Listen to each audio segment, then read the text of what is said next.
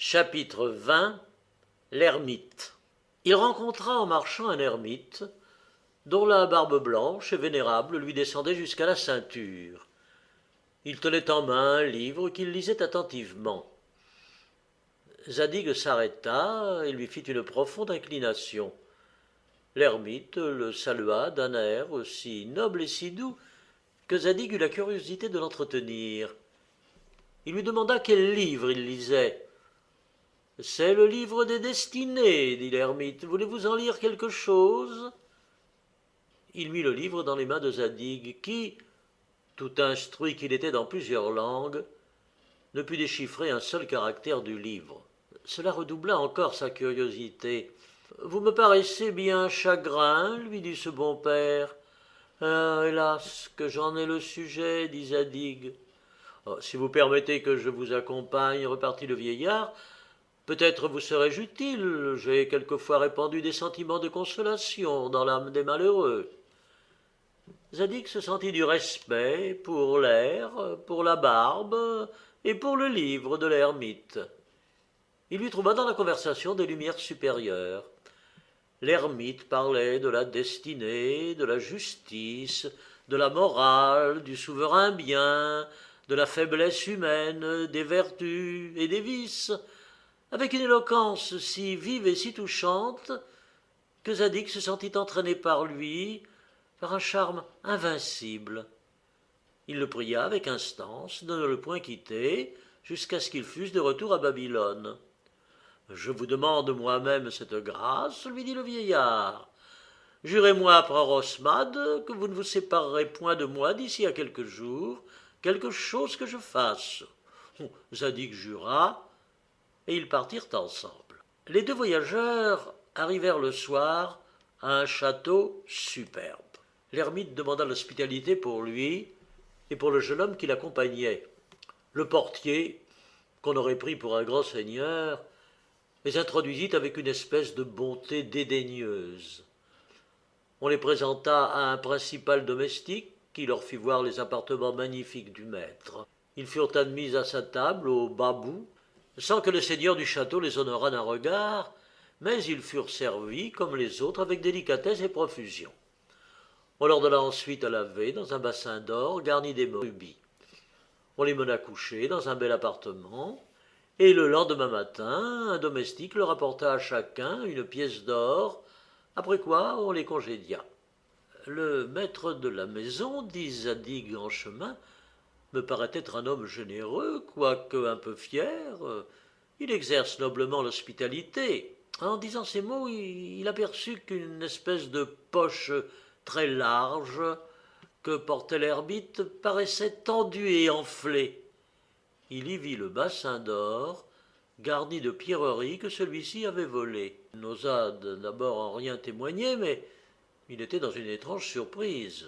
Vers le midi, l'ermite se présenta à la porte d'une maison très petite où logeait un riche avare. Il y demanda l'hospitalité pour quelques heures. Un vieux valet, mal habillé, le reçut d'un ton rude et fit entrer l'ermite et Zadig dans l'écurie où on leur donna quelques olives pourries, de mauvais pain et de la bière gâtée. L'ermite but et mangea d'un air aussi content que la veille, puis s'adressant à ce vieux valet qui les observait tous deux pour voir s'ils ne volaient rien et qui les pressait de partir, il lui donna les 2 pièces d'or qu'il avait reçues le matin et le remercia de toutes ses attentions. « Je vous prie, ajouta-t-il, faites-moi parler à votre maître. » Le valet, étonné, introduisit les 2 voyageurs. « Magnifique seigneur, dit l'ermite, je ne puis que vous rendre de très humbles grâces, de la manière noble dont vous nous avez reçus. Daignez accepter ce bassin d'or comme un faible gage de ma reconnaissance. » L'avare fut près de tomber à la renverse. L'ennemi ne lui donna pas le temps de revenir de son saisissement, et il partit au plus vite avec son jeune voyageur. « Mon père, lui dit Zadig, qu'est-ce que tout ce que je vois? Vous ne me paraissez ressembler en rien aux autres hommes.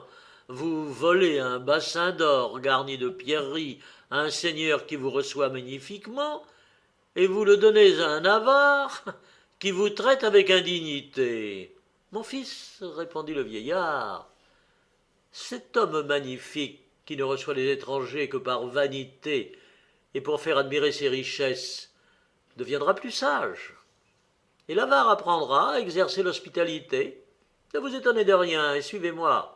Zadig ne savait encore s'il avait affaire au plus fou ou au plus sage de tous les hommes, mais l'ermite parlait avec tant d'ascendant que Zadig, lié d'ailleurs par son serment, ne put s'empêcher de le suivre. Ils arrivèrent le soir à une maison agréablement bâtie, mais simple, où rien ne sentait, ni la prodigalité ni l'avarice.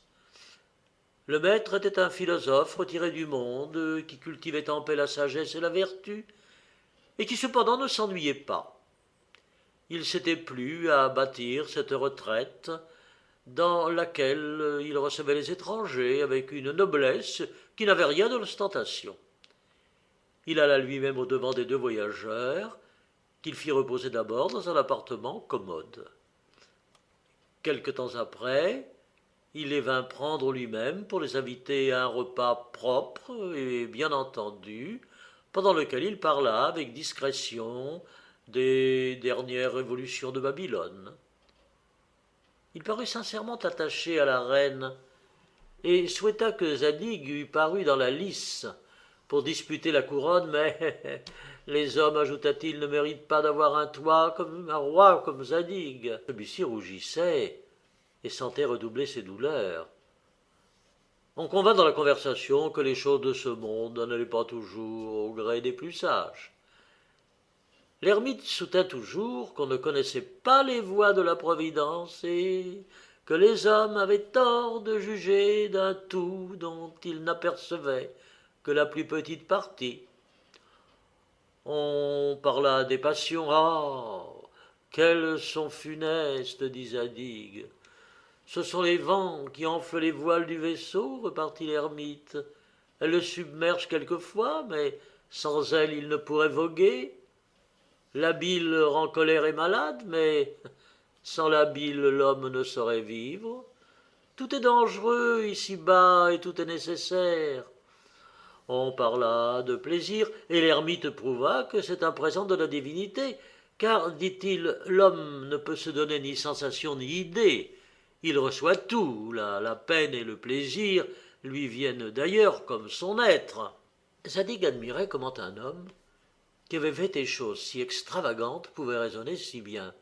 Enfin, après un entretien aussi instructif qu'agréable, l'hôte reconduisit ses deux voyageurs dans leur appartement en bénissant le ciel qui lui avait envoyé deux hommes si sages et si vertueux.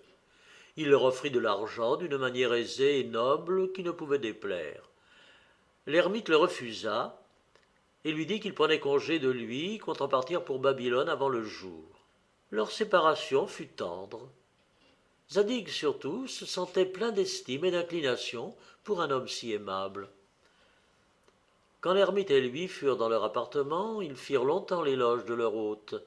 Le vieillard, au point du jour, éveilla son camarade. « Il faut partir, dit-il. Mais tandis que tout le monde dort encore, je veux laisser à cet homme un témoignage de mon estime et de mon affection. » En disant ces mots, il prit un flambeau et mit le feu à la maison. Zadig, épouvanté, jeta des cris et voulut l'empêcher de commettre une action si affreuse. L'ermite l'entraînait par une force supérieure, la maison était enflammée. L'ermite, qui en était déjà assez loin avec son compagnon, la regardait brûler tranquillement. « Dieu merci, dit-il, voilà la maison de mon cher hôte détruite de fond en comble, heureux homme !» Ah, ces mots, Zadig fut tenté à la fois d'éclater de rire, de dire des injures au révérend père, de le battre et de s'enfuir, mais il ne fit rien de tout cela, et toujours subjugué par l'ascendant de l'ermite, il le suivit malgré lui à la dernière couchée. Ce fut chez une veuve charitable et vertueuse, qui avait un neveu de 14 ans, plein d'agréments, et son unique espérance. Elle fit du mieux qu'elle put les honneurs de sa maison. Le lendemain, elle ordonna à son neveu d'accompagner les voyageurs jusqu'à un pont qui était rompu depuis peu et était devenu un passage dangereux. Le jeune homme, empressé, marche au-devant d'eux. Quand ils furent sur le pont, « Venez, dit l'ermite au jeune homme, il faut que je marque ma reconnaissance à votre tante. » Il le prend alors par les cheveux et le jette dans la rivière. L'enfant tombe, reparaît un moment sur l'eau et est engouffré dans le torrent. « Oh, monstre! Oh, le plus scélérat de tous les hommes !» s'écria Zadig. « Vous m'aviez promis plus de patience, lui dit l'ermite en l'interrompant. Apprenez que sous les ruines de cette maison où la Providence a mis le feu, le maître a trouvé un trésor immense. Apprenez que ce jeune homme, dont la Providence a tordu le cou, aurait assassiné sa tante dans 1 an, et vous dans 2. »« Qui te l'a dit, barbare ?» cria Zadig. « Et quand tu aurais lu cet événement dans ton livre des destinées, t'est-il permis de noyer un enfant qui ne t'a point fait de mal ?» Tandis que le Babylonien parlait, il aperçut que le vieillard n'avait plus de barbe, que son visage prenait les traits de la jeunesse. Son habit d'ermite disparut, 4 belles ailes couvraient un corps majestueux et resplendissant de lumière. « Oh, envoyé du ciel! Ô ange divin !» s'écria Zadig en se prosternant.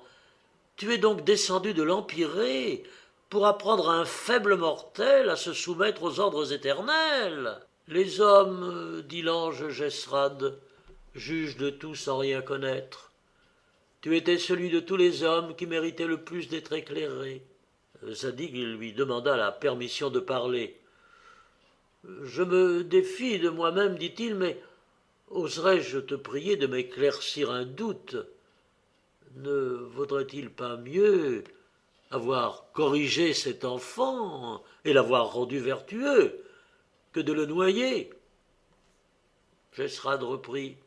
« S'il avait été vertueux et s'il eût vécu, son destin était d'être assassiné lui-même avec la femme qu'il devait épouser et le fils qui en devait naître. »« Mais quoi, dit Zadig, il est donc nécessaire qu'il y ait des crimes et des malheurs, et les malheurs tombent sur les gens de bien. » « Les méchants, répondit Jesrad, sont toujours malheureux. Ils servent à éprouver un petit nombre de justes répandus sur la terre, et il n'y a point de mal dont ils ne naissent un bien. » « Mais, dit Zadig, s'il n'y avait que du bien et point de mal, ah alors, reprit Jesrad, cette terre serait une autre terre. L'enchaînement des événements serait un autre ordre de sagesse, et cet ordre, qui serait parfait, ne peut être que dans la demeure éternelle de l'être suprême, de qui le mal ne peut approcher.